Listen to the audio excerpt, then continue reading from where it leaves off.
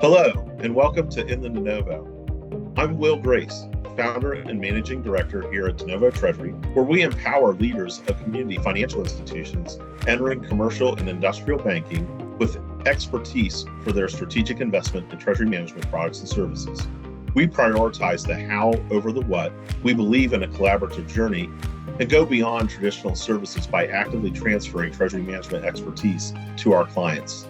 Thank you for joining us and staying in the know within the DeNovo. Hello and welcome to episode 11 of In the DeNovo. I'm your host, Will Grace, founder and managing director of DeNovo Treasury. And today I'm joined by our guest, Abhishek Veeraghanta, founder and CEO of Pidgin. Abhishek currently holds dual roles as founder and CEO of Pidgin and was recently named president of Vsoft Corporation, where Pidgin was founded. During his previous tenure at Vsoft, he was Senior Vice President and U.S. Head of Managed Services, IT, Marketing, and Digital Products. Over time, he also managed marketing, product management, business development, and digital initiatives. As an intern, he worked in product excellence at Tesla. I think that's pretty cool, actually. An expert in the payments industry and much sought after speaker, we're fortunate to have Abhishek join us. Abhishek, thank you, and welcome to In the DeNovo. Thanks for having me, Will. I'm excited to be on. Yeah, it's not only good to have you on because of your expertise, but we've had the opportunity to present together, and it's always good to catch up with a friend and a colleague. Today's episode, payments platforms and faster payments, is a subject we discussed often together, and it's adjacent to what we've presented on in the past. So I believe it's a good place to start off and discuss the challenges that community financial institutions and mid-sized banks have when implementing faster payments. So what are the key challenges they face? So I think like you and I have discussed in some of our joint sessions in the past, it really starts with strategic challenges, right? Often it can feel like drinking from a fire hose when trying to get an initiative like this off the ground. And really, that's the first major challenge. And then from there, every other challenge seems to stack off of that, right? We'll find financial institutions of all sizes decide they want to receive first, and then never really find a trigger point to decide when they want to start sending. So really just getting a sense for, okay, first I want to get live. That really strategically needs to be the first decision. That often even defining what the parameters of that are can be challenging. But then from there, taking a hard look at your account holder mix as a financial institution and then deciding if send is for you, if you're going to roll out send, how am I going to roll out send and make that a profitable venture rather than something that really drowns your P&L. Yeah, and you talk about some of the things that, kind of you're looking at the mix of their client base, and I guess payment mix would also come into play there. And that's something I talk to my clients about and trying to match that with the kind of use cases that are available to see if there's an opportunity. So I guess I look at client mix, payment mix, and client segmentation, and hey, where are the opportunities? Where do those things cross? Is that kind of how you approach that as well? Absolutely. And I think that's a really good way of putting it because it asks you to contextualize the entire landscape, right, before you even try to make these strategic decisions. So definitely those three components, and maybe with the caveat of,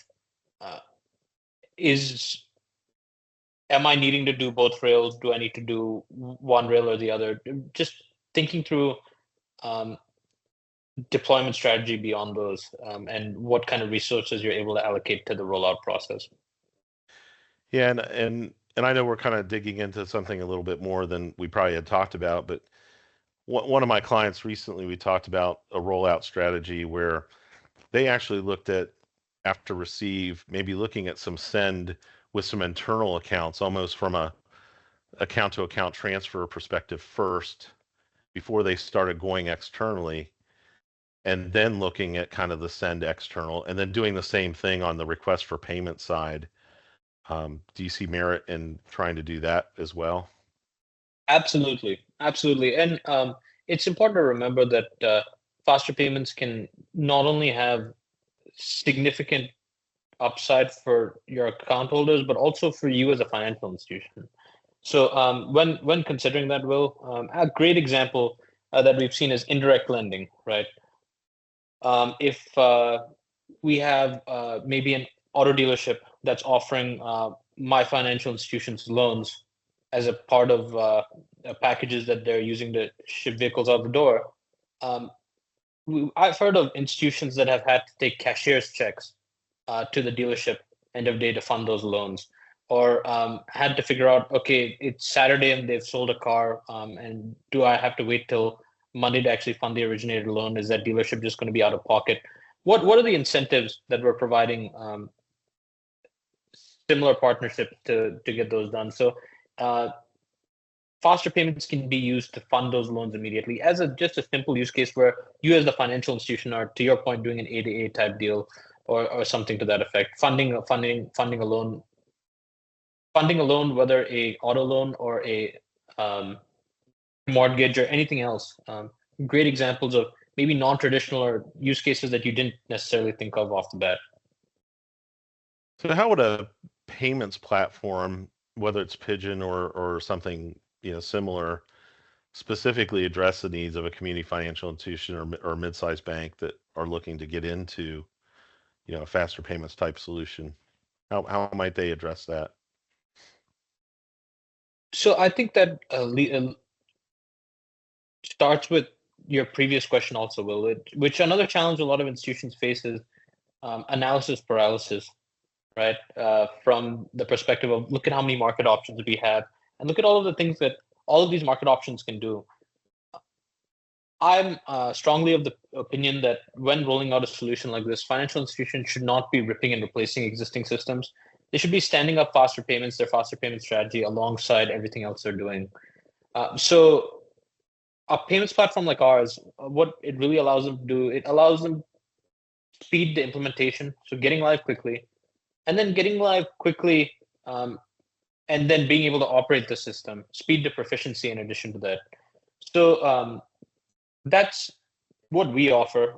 That's what we're able to, how we're able to address the needs. And really, by consolidating the new faster payments rails, we're giving financial institutions the opportunity to adopt both faster payments rails with a comprehensive suite of reporting and all of the pieces they need to get off the ground in a way that doesn't create significant further operational burden. Because as much as we love rolling out new products and new technology, we often forget that in addition to the full-time job the folks at the bank or credit union have, we're giving them maybe a couple of hours more work, and that's the last thing we want to do. And so a payments platform like Pidgin allows them to really roll out quickly without further operational burden.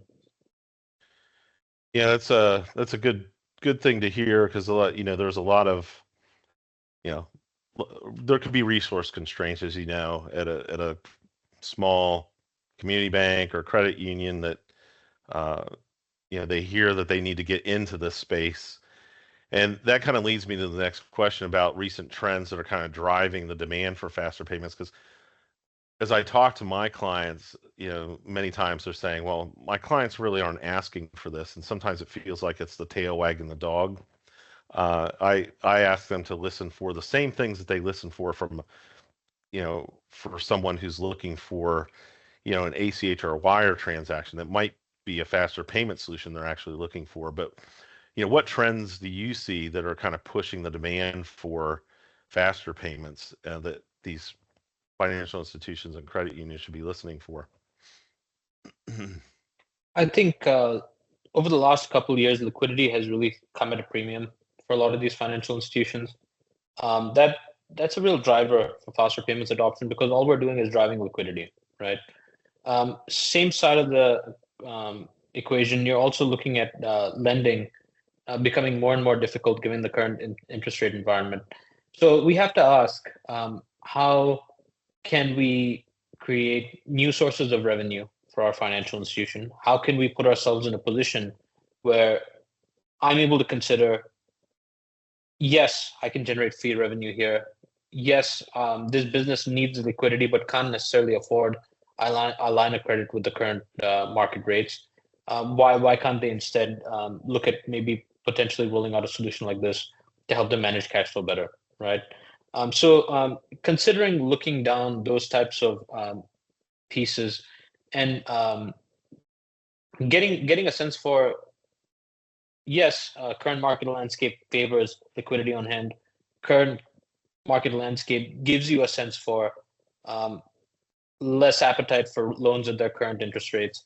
So how do we then supplement revenue? And this could be a great way to do it. Just as an example of driving demand for faster payments. Even beyond that, I think no customer will have ever asked for faster payments because they're just simply not educated enough. An account holder in general might not ask for it, but you'll start to see need for it. There's not been a single financial institution that we flipped the switch on, as an example, the clearinghouse's RTP on, and not seen transactions within the first day. There are transactions flowing. There are account holders trying to use various use cases, whether earned wage access or other pieces, and these will always be inbound transactions, credits that you receive at your financial institution. So even if that strategy is just receive only, the trends are that fintechs of varying shapes and sizes are using these payment rails to allow your account holders to interact with your financial institution, in quotation marks. I hate this phrase, but I guess it's going to stick around, top of wallet, right? Financial institutions, to remain top of wallet, are going to have to at least receive only. Yeah, that's a good point. That the client might not ask for it by name. They might not know what they're asking for. That's what I try to teach as well, is that you really need to listen to the attributes that they're asking for, and that they don't always know. And when, 40, 50 years ago, when the ACH came out, they didn't actually know what they were asking for when they said we wanted to pay our employees, in a more efficient, better way, right? And I'm sure that that's what's happening today a lot of times with businesses when they say we need a better way when we're out, with our customers to pay them more efficiently and faster. And I want to know that when I'm about to complete this job, that I have some security of the payment being received, but I don't want to pay interchange, for example, on a credit card, right? And real-time payments could be a real great way to do that. A lot of times when I talk with my customers or prospects, we get into compliance and risk discussions when it relates to faster payments. So security concerns associated. How does your company address those? What type of conversations do you have when you're talking about faster payments and the platform that you're implementing? So the fear really stems from two pieces. I think it stems from a combination of IT risk and then transactional and operational risk. I think both together kind of create a holistic view of what security concerns there are. So Will, I think you know better than most, running through SOC reports and compliance pieces. So those are the kinds of things that any reasonable vendor due diligence process needs to have, I think, in the modern age, right? Right. But beyond that, the question then becomes, okay, I think what feels like the now antiquated talk track around faster payments equaling faster fraud, we now know that not to be true, especially if you're receiving only, right? So there's next to no operational risk if you're receiving, because there's no way to recall these transactions. These are credit push only transactions. So the moment you have the transaction come in, you are then able to say, okay, my customer now has these funds, and even if my customer withdraws them, they're not going to leave my operational account with the Fed or with the clearinghouse or wherever else, because there's no way to recall them. So operational risk aside, unless we're talking about send, we probably will and should at some point.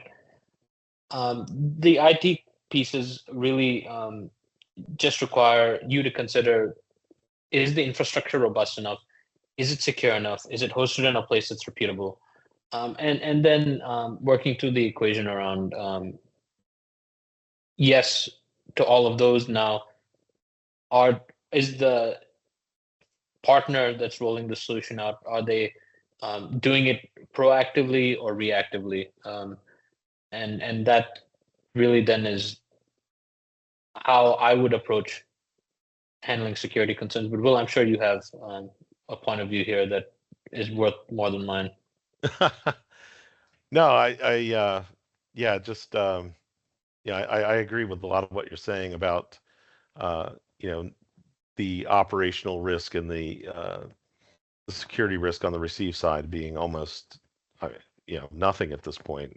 We really haven't seen fraud there, with it being a credit push.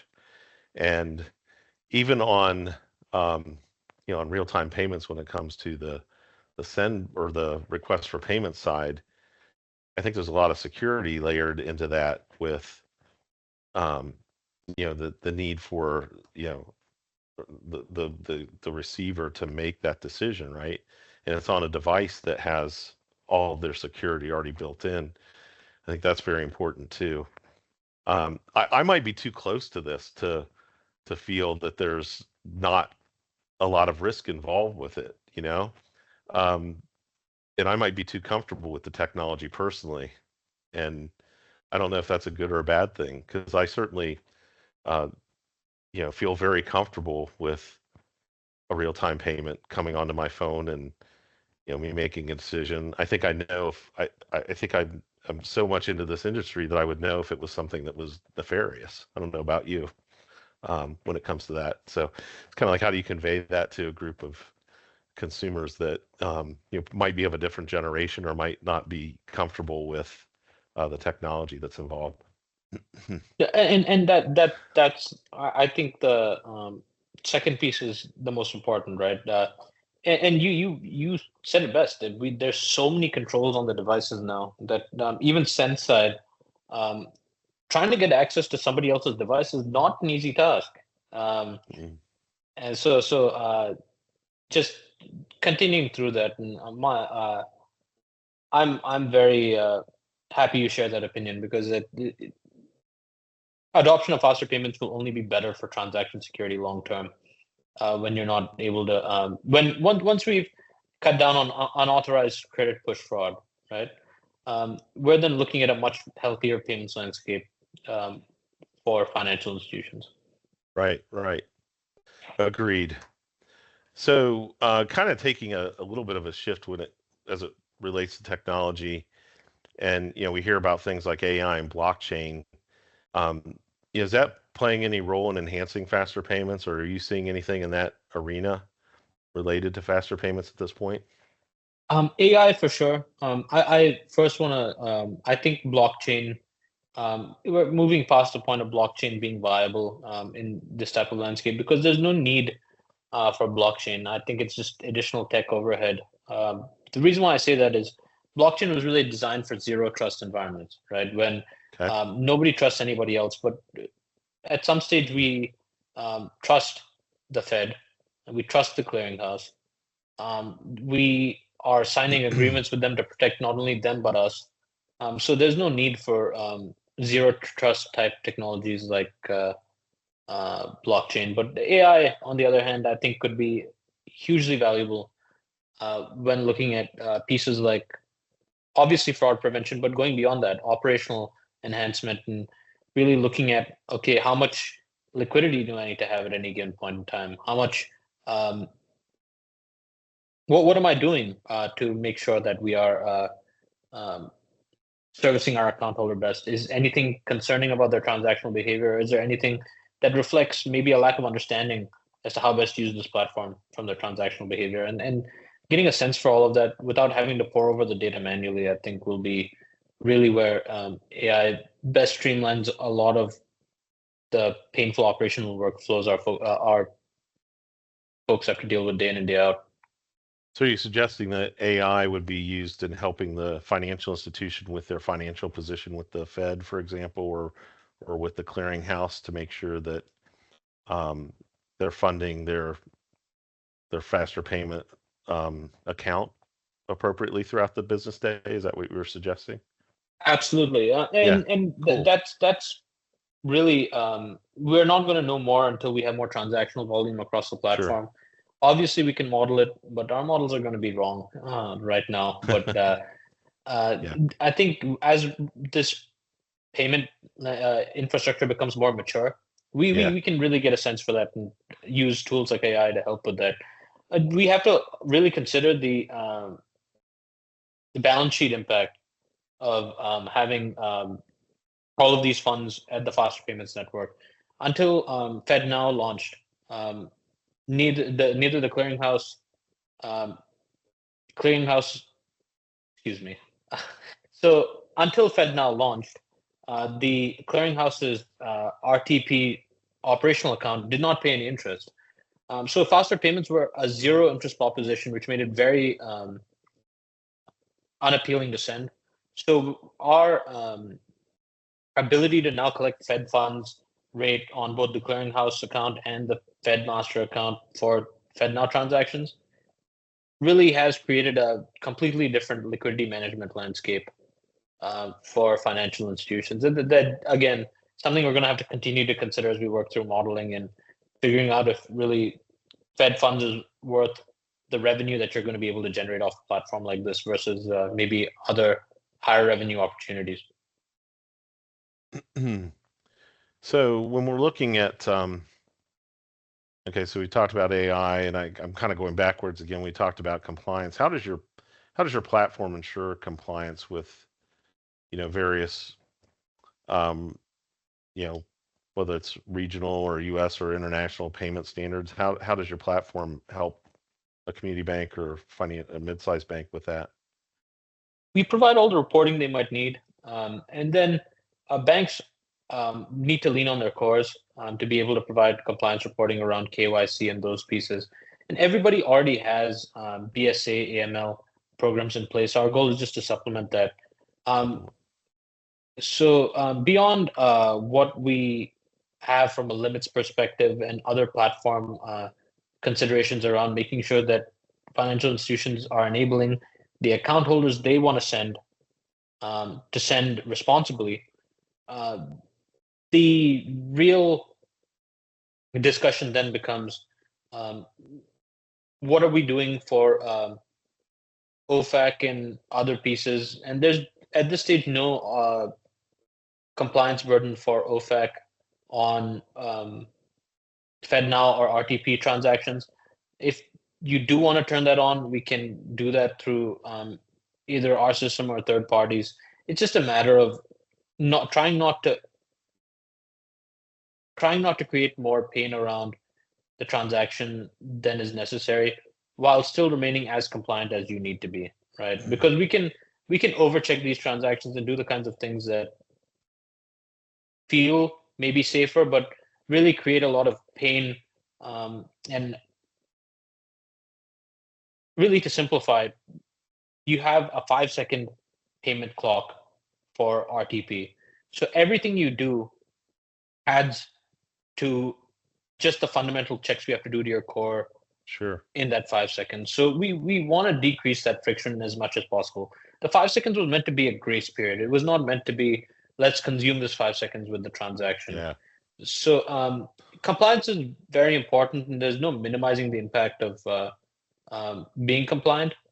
But it's also important to recognize that sometimes overchecking these transactions isn't going to help you be any more compliant and isn't going to help you prevent any more fraud.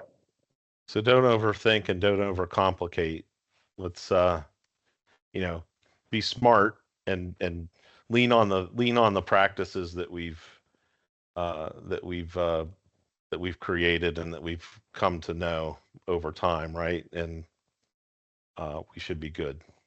And that's exactly it, right? That's what contributes to that analysis paralysis also. That financial institutions tend to see. So yeah. So can you share a success story of a community financial institution or mid-sized bank that's benefited from your platform? Yeah, absolutely. So we've had a few, right? A few success stories, and I can't mention any specific names, but I'd be more than happy to talk about a few different groups. We've had some that range in asset size from 50 million, that's with an M, in assets, all the way through to in the tens of billions of assets. So really you're able to see success depends on the focus of that financial institution. So as an example, the smaller institutions may decide to roll out a fintech strategy. So our platform enabled them not only to turn on receive, but also turn on our transactional API so they can cater that to fintechs alongside an existing banking as a service type approach. That has been very successful for us. We have a number of fintechs dialing in through our transactional API. But at the same time, we also are offering a really strong approach for those that already have an existing cash management platform and want a single sign-on from that cash management platform into a business-facing faster payment portal that they want to cater access to. So we've seen that range of experience, and it's just a matter of just once you've decided strategically how you want to attack this problem, our toolkit just allows you to check boxes to get that done. So what strategies do you recommend for a financial institution looking to transition to faster payments? Honestly, Will, I think it depends case by case, but really, without doing anything else, the first step always needs to be at least turn on receive. Make sure that you turn on receive. Make sure that you're getting these payments as they flow across the network, because you'll see a surge in transactions coming in, but just as much, it creates deposit stickiness. It prevents you from losing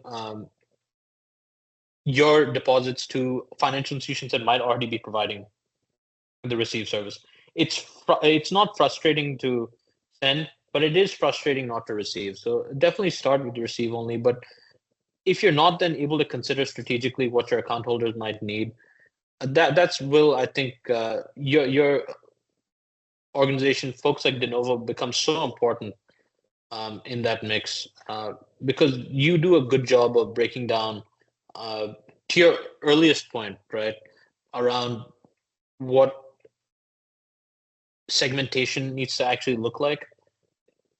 Getting a sense for that and figuring out your send strategy after you've turned on receive, there's nobody better than getting a treasury management consultant involved. I appreciate that. Yeah, that's I think it is important to understand your payment mix and your segmentation to find out exactly where kind of the sweet spot is, because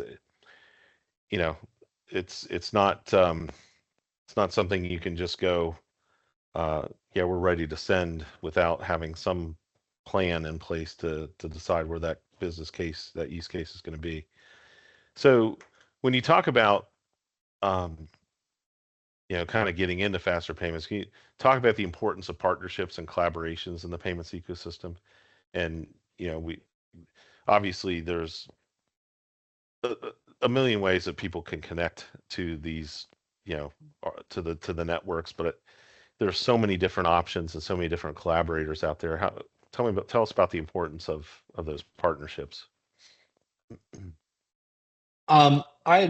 So the way I've always approached partnership and that type of strategy, Will, is I'd rather be partnered with somebody who's focused on what they do, and then really take that best of breed approach. And especially if partnership works out the way it should, you're able to make sure that you have a single focal point. As an example, Pidgin's Payments Hub, right? And then we have a partner on the fraud side that we prefer to work with. We have partners on other pieces, like foreign exchange maybe, that we prefer to work with. And it really creates we are going through and we're vetting those folks because we really believe that if we partner with substandard products, we find ourselves in a position where our product is then considered to be substandard, right?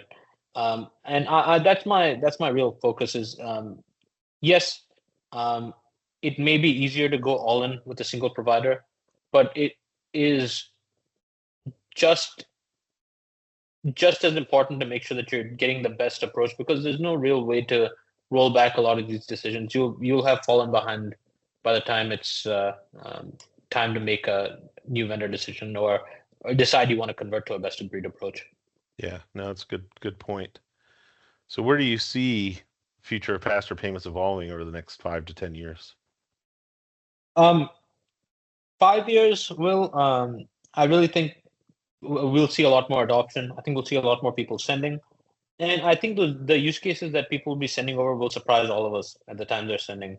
Yeah. Because from my perspective, sending really needs to be an exercise in financial inclusion. And as a society, I think it'll behoove us all to slowly graduate from more physical forms of payment to these faster payments, and even more capitalizing on some of the exciting new workflows that are possible with the faster payments message types. Now, 10 years, I think we will see financial institutions return to top of wallet, not through their cards, not through their debit cards, but really through rapid interaction with the faster payments rails, and really creating meaningful audit logs around the new faster payments message types for all types of account holders, whether that's point of sale style use cases, as an example, right? Or maybe something even deeper like transit use cases, and anything and everything could be possible in a landscape where we're relying on APIs and data-rich messages like faster payments allows. Do you think we'll get to a U.S. mandate for faster payments? Honestly, no. I don't believe that'll happen. But what I do believe will happen is everybody will adopt it because they'll find operational cost savings from adopting it, right? There'll be operational cost savings, and there'll be revenue opportunities, and that on its own will create the need for financial institutions to adopt. It becomes a you see significant upside from adopting, and those that have adopted and are rolling it out have already seen that, and are looking forward to more use cases for that. So the mandate, I think, won't be necessary in the US. It was necessary in other countries because the cost of adoption was much higher than it is in the US. In the US, I don't think the cost of adoption will be as significant as some of those that have mandated the payments. Yeah, we did a good job with adopting ACH, and so if we're as diligent as we were with that, I'm sure that we could get by without the mandate. I think you're right. Just been recently hearing that there's been some rumblings about that, so I was just curious about your. I wouldn't mind it. Yeah. I wouldn't mind it, but make our jobs a little bit easier. No, certainly, sure. And that's I think the that's I think the deeper conversation is the upside of the mandate will be able to adopt faster, but downside of the mandate is adoption for adoption's sake isn't going to get us to where we need to be. Right. Yeah, feels like it could get sloppy if we're just trying to ram it in. So I agree. Finally, what's next for your company? How do you plan to continue leading the faster payment space? We're really excited to continue enhancing our product. It's easy to rest on our laurels, right? It was not easy to be day one Fed now. It is not easy to continue to push forward and get financial institutions to buy into this mission. But I'm really excited about some of the enhancements we have coming down the pike. Really, I believe our platform already looks and feels better than some of the alternatives, and we're continuing to enhance on that and continuing to make it feel modern, right? Because you start rolling out a product a few years ago, and it was modern a few years ago, but you need to still continue to enhance user experience to make that viable. I don't want to make it 2018 argument for a modern user experience. I want to make a 2024 argument for modern user experience. So we'll just we continue marching forward, and I'm really proud of our product team, and our implementation team has really turned this into a science. So it's just a matter of getting this into the hands of people as quickly as they're willing to adopt it. Well, that's great. Anything coming up that you'd like to plug? Any speaking engagements or places that we can see Pidgin coming up? Absolutely. We're always going to be present at your regional payment association. Would highly recommend y'all follow not only the Pidgin LinkedIn, which I'm sure will be tagged here, but also Angela Murphy, who's Payments Elsa. She's our head of marketing. She does a lot of engagements around the future of AI in banking and payments, as well as Kevin Olson, who's always provided educational materials around where to start if you really know nothing about faster payments. And that to us is how you can get your foot in the door. That way you can have an educated conversation with Will when you call him. So. And then there's a couple great assets for you on your team there, Angela and Kevin. So good people to have. Abhishek, this has been extremely informative for DeNovo Treasury, our clients, prospects, and the DeNovo subscribers. Congratulations on your recent appointment as president of Vsoft Corp. That's great news. Happy to hear that for you. Thank you for joining us today. No, thank you, Will, for having me on. Really always enjoyed having a conversation with you. And I think it's now good that we have a recording of me not making bad jokes in front of audiences at the payments associations we've spoken at. So I have to admit, I'm a little bit disappointed, but no, it's great. Great having you. And to all of you, to all of our DeNovo Treasury clients and prospects, and then the DeNovo subscribers and viewers, thank you for tuning in today for In the DeNovo, and have a great day. Thank you. That's it, my friend. Thanks so much for doing this. Turned out perfectly. We're a couple minutes behind the time, but I appreciate it. Hopefully I didn't keep you late for anything. Thank you so much for your time, and I'm just hopping to lunch, so thanks again. We'll talk soon. Sure. Though. Yep. Take care. We'll see you soon. Bye.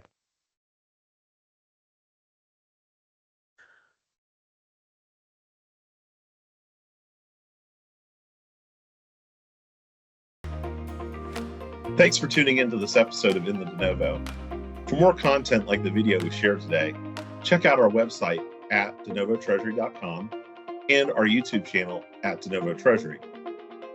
Thanks, and see you next time.